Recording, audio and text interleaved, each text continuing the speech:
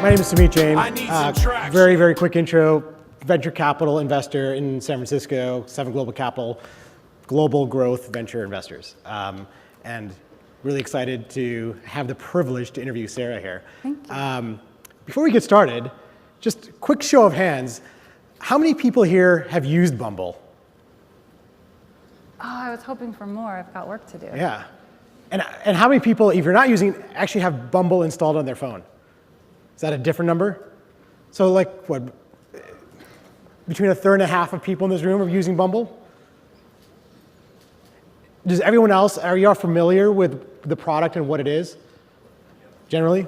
Yes, great. All right, awesome. Well, one of the reasons I'm excited about this, amongst other things, is I'm a big fan of Warren Buffett, and he's sort of a person who I love as a closet mentor, and he famously states that the single most important decision anyone makes in their life is who to marry. And he also famously states that the most important financial decision you make in your life is who you marry. Very true. And where you sit is sort of at the intersection of helping people decide who to marry, date, etc.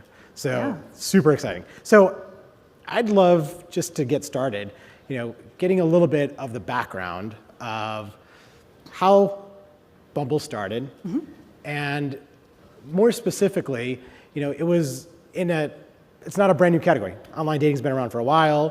There have been other apps that launched that also were focused on online dating.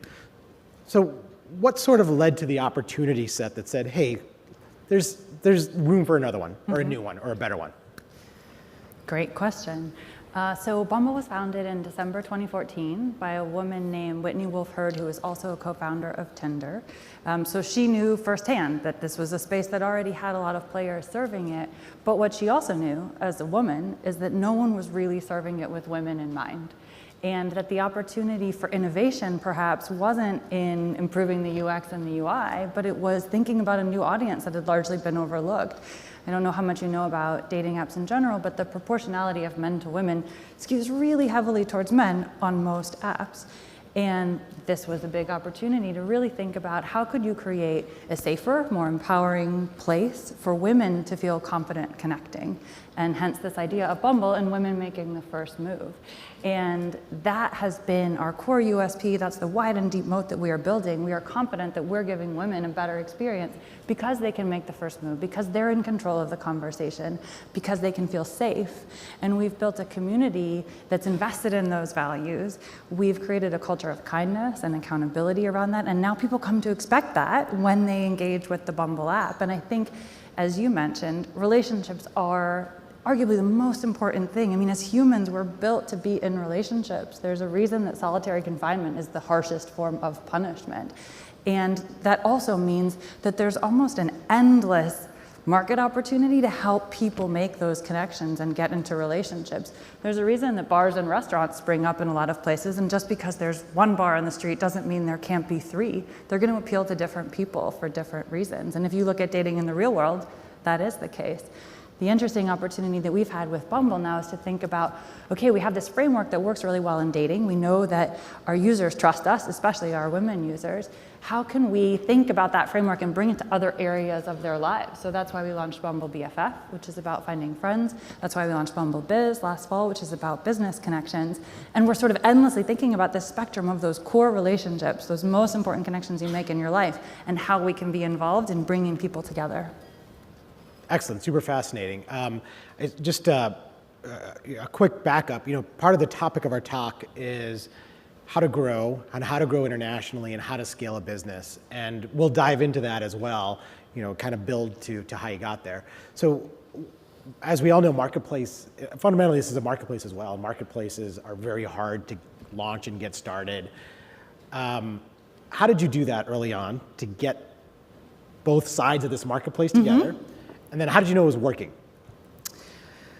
Well, one of the things that was sort of the secret sauce for Bumble's early focus was this emphasis on marketing in addition to tech. I think so many tech companies really focus on the software and the dev and how are we going to innovate on product, and they forget that none of that matters if you don't have users.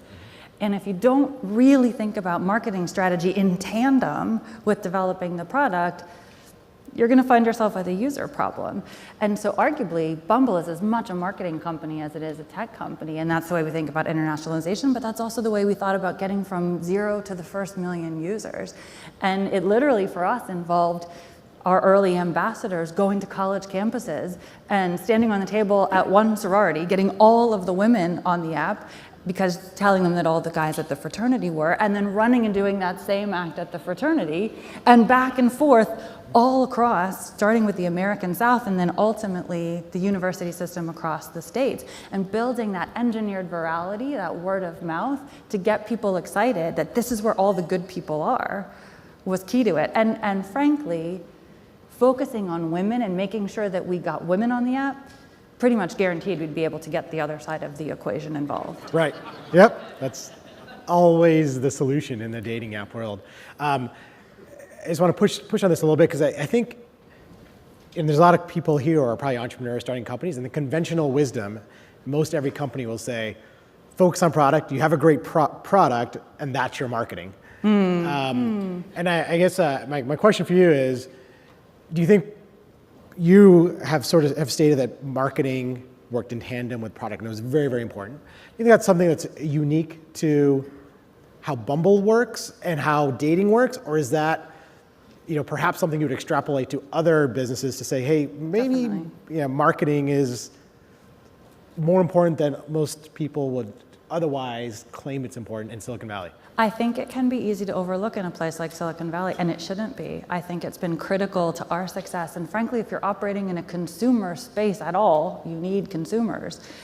There's a reason they call it product market fit, right? You've got to find those two things and fit them together. And so understanding who that core audience is right away, and then knowing how to talk to them, and developing things like your value set or your tone or your visual identity is just as important as improving the data science that underpins your algorithm. And I think you have to kind of keep those things in tandem. And I hope that our success encourages more tech companies to think like that. I think that also creates a window and an entry point for people who might not think of themselves as tech people, who might be like, oh, I'm actually more of a marketer, I'm a brand person, to be like, you have this opportunity to build something too. That's the beauty of what tech as an ecosystem has allowed, is that it can bring all of these diverse ideas together and find ways of bringing them to life quickly with arguably minimal barriers to entry, so long as you can find an audience who's interested in your product. Right. Totally makes sense, and I completely agree. And I've come from a big marketing background as well, and love when companies think about marketing as part of their product, and the two work together. So look, we're at Traction, and we're talking about growth. Tell me how you launch. You started by talking about launching in college campuses. Where did you go from there? How did the growth strategy and the marketing strategy move from that point? And how did you decide to start entering new markets, and in what way did you go about doing that? Yeah, I think growth early on, you're just sort of hoping that it will catch fire, and you are so happy for that one incremental download. And that's something that for us, we've tried to never lose sight of. We actually still, even to this day, on a quarterly basis, have our whole team go out and do street team activation to drive that one more download. Because if you lose sight of that conversation, that one-to-one interaction that gets people excited about downloading, you sort of lose sight of your audience again. And I think keeping that focus on just one more and knowing what it takes to get that one download, that becomes your scalable message that you can then build a Facebook ad around, right? But you have to understand what it's going to take for people to get excited enough to want to use your product. And I think what we learned from that early one-to-one connection really did inform the way we thought about the rest of the growth strategy. So we've taken that, we've done a little bit of digital marketing, but frankly, it's not a huge share of the way we acquire new users. A lot of what we've done is thinking about, is there scalability to this engineered virality of this campus program, of these other ambassador programs? How do we templatize some of that, and how do we take it to more and more places? That then informed the way we started to think about new markets.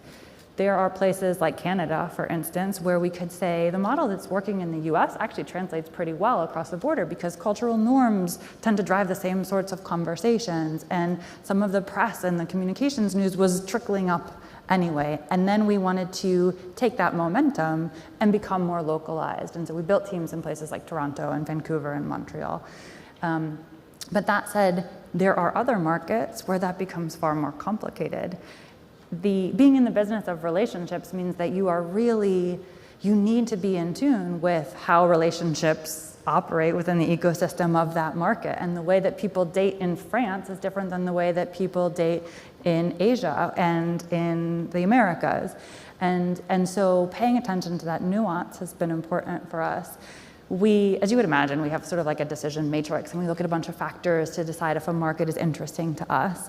A piece of that is going to be looking at like a TAM, essentially figuring out what's the size of the population, what % of those people do we think are going to have a propensity to pay, how much money do you think we can get from them. So that is one piece. But Bumble, as a values-driven brand, really also thinks about where can we do the most good. Where do attitudes around equality or empowerment towards women really have an opportunity to shift, and where could we be one small piece of driving that conversation? And so we take that into account. We take into account existing attitudes towards women, smartphone adoption, all the sort of pieces you would imagine, but layering in that uniquely Bumble piece of how can we drive a change in the conversation around women? Right. One of the things when we were talking that I found really interesting that I hadn't thought of before, which I think would be interesting as well, is the notion of connecting people that otherwise would not be connected because they live in we all live in somewhat isolated groups. And it's almost in some ways, dating can be cheapened as like, is this a service or is this not a service? But I think the way if you actually think about it as being a connector, it's an incredibly interesting, fascinating service. So I think the extent to which there's nuggets or data around that, it'd be super interesting in terms of thinking about how this is actually not, is doing good for the world. Yes. Yeah, I think, look, when you're in the business of bringing people together, you actually get this very real-time feedback of when it's working from our users, from the number of matches we see. We can look at things like, was this a good conversation, and did it lead to the outcome that we wanted? And then we optimize our algorithm around trying to drive more people into good conversations. So we get that sort of like qualitative anecdotal feedback all the time. Then there's also this quantitative element. I think I was telling you recently, there's a really interesting MIT white paper that talks about how in the 5 years since mobile dating has really accelerated and become a part of culture, it's actually led to things like more interracial marriages and more people connecting who might not otherwise. If you think about how people dated 50 years ago, they were meeting people through their school or their church or their community, and that sometimes put us into these bubbles just by virtue of the fact of who was around us and who we might connect to.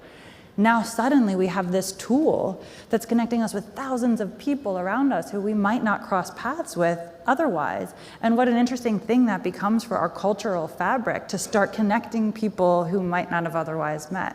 And then we have funny stories like the one I was telling you here in Vancouver. We had a couple who quite literally lived in the same apartment building and had never met. And then they met on Bumble.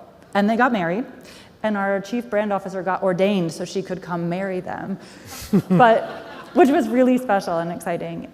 But that's the beauty of this. We're all like so glued to our phones all the time, and yet at the same time, we're living in this epidemic of loneliness right now where people are really craving connections in love and friendship and business. And if we can be a small piece of that, a tool that helps those connections happen, like what an incredibly powerful opportunity for us. Yeah. Absolutely, I think that's incredible and super fascinating. There's a question. One of the things that people have asked me when I said I was going to do this, about the brand being about women empowerment, which makes sense. Women move first, et cetera. And some of the pushback that I've talked to you a little about as well is that okay, there's women empowerment on one hand, but it's also a visual media of choosing photos, and in a world of vectors pointing away from photoshopped images, Miss Universe eliminating swimsuits, et cetera, like I think it'd be interesting to hear how How do you that square that? layers into women empowerment, yet our product is also about, photos. I think that's a very fair question, and I think it is something that we're very conscious of. Within the world of relationships, attraction is a factor, and so I think that it would be short-sighted of us to sort of ignore that piece of how people connect. Because even if you meet somebody in a bar, what is probably going to incline you to walk up to them is some sort of physical interest. And so I think there will always be a piece of that. But as we build things like Bumble BFF and Bumble Biz, we move away from that, because in your professional connections, that's not what you lead with. And we do have a richer bio and resume, for example, on the Biz side of the app. We encourage and have templatized profiles for people to add things like examples of their work, images of the graphic design that they do, or the architectural drawings that they've made. I think that this empowerment issue, thankfully, is really having a moment right now around Me Too. This is a massive cultural tailwind that we're riding, and I'm so excited to see the attention that is being paid to it. I think the important thing about empowerment in general is that empowerment is about choice and having the ability to make those choices. And if you want to lead with the physical and certain types of pictures of yourself because that's how you feel you best represent yourself, who am I to make that decision for you? But if we can also give you a tool to highlight the richness of your other experiences, post pictures of yourself climbing Machu Picchu, post pictures of your dog, of your family, the things that make you you, then that's a really important way to showcase yourself to the world. Yep, helpful, great. I just want to switch back to the business in the last handful of minutes. A lot of consumer-facing businesses often face the dilemma of, growth, lots of users, monetization. Mm-hmm. For you, how did you decide when it was appropriate to start charging? And two, how did you get to figuring out what the right amount to charge was and to maximize both the experience for everyone as well as the business that you're trying to build? I mean, this is always a tricky question for any starting business, right? Like, you need to introduce monetization before your users have been with you too long and then they resist it. But you also don't want to introduce it before you have enough traction that you're actually going to be able to deploy those features. So we launched monetization about 18 months into our existence. We are a freemium model. So we started with a subscription plan, which is called Bumble Boost. Not quite a year later, we introduced in-app purchases, which is a coin feature. So we do want to give people the chances to monetize in different ways, the chance to pay. We monetize in different ways, they pay us. And I think that choice is important too. And it's all learning from your users. I mean, we have this wonderful repository of data. We can see how users engage and interact with the app. We now have the data science down to such a science that we can predict someone who's going to become a payer within about 12 hours of their engagement. But that's not where you start. And I think what's important when you're starting and you're thinking about a revenue strategy and a monetization strategy is to be willing to do the testing. Even the pricing model, to your question, we tested that. And we tested in different markets and we get different results in different markets, and we have to push ourselves to constantly be learning. And we're privileged that we have an incredible monetization team that is focused on this stuff all the time. But I think it again comes back to this desire to always be learning and constantly be willing to iterate. Got it. One of the things you said was interesting. I don't know if you're willing to expand a little more, but what are the signals? You said that in 12 hours if someone's, without revealing crazy secrets. It's a little bit secret sauce. Yeah.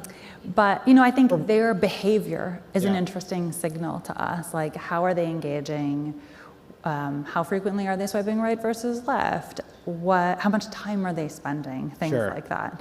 Yeah. So again, I think it comes back to never losing sight of your user, constantly wanting to watch their behavior, constantly wanting to watch what is resonating with them, both in terms of the in-app experience, but also in the real world. This is why you're testing marketing messages constantly. This is why you're communicating with your users via email, via SMS, via push notification, and you're watching every single data point that comes out of that to figure out what's working, what should we keep doing, and what do we need to stop right now. Yep. Yeah, absolutely. I mean, I guess fundamentally, every incremental user makes the product better because you have more information, more data for everyone else. Exactly. And we're living in this era of big data, which gives us all access to that. When you grow internationally, you talked about shifting marketing messages. Yes. Are there things that you're doing or thinking about from a product perspective as well that? Sometimes. And how do you do that when you know, obviously you have a massive user base and growing internationally, but also thinking locally. How do you do that from a product perspective in addition to the marketing perspective when you're continuing to grow internationally? Yeah, that's a really good point. You know, I think that the thing about some tech platforms, you could argue that this is the case for Facebook, right? Like they arguably invented social networking, so then when they take that to every new market, they're just showing that market what social networking means and that this is how you use Facebook. Okay, it's obviously a bit more sophisticated than that, but what we're up against is that dating and relationships are millennia old, right? And how people engage in relationships and connect with others varies so much culturally. And so we really have to think about both that marketing message and the product, and is it going to create the connections that they want? Or is that going to be resistant to what the culture tells them is the norm? And there are some things that we will not change dependent on the culture. We haven't ever said, for instance, that, oh, well, that culture is particularly resistant to women's empowerment, so we'll let men make the first move. No, we stand on our core USP. But there are things that we've thought about within the product itself in terms of perhaps how your profile is represented or what is shown when that help to be added safety features. Those are the types of product considerations that we do bear in mind. And the individualization of the algorithm for the different market also means that as the user base is feeding it more information and more intelligence, it's adapting in real time to those market norms as well. Excellent. Well, look, I think we're out of time. So very much appreciate the time. Thank you. I'm going to activate my Bumble BFF profile, so hopefully I'll be Yes. friends with everyone in this room, or some Yes. people. That is my parting thought to you all. If you are not Bumble users, please also know that Bumble is not just for dating anymore. There is friend finding, there's business connections.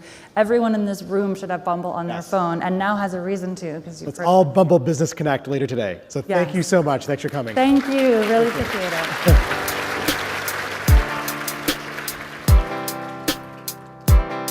I need some traction. You need some traction. Let's get some traction.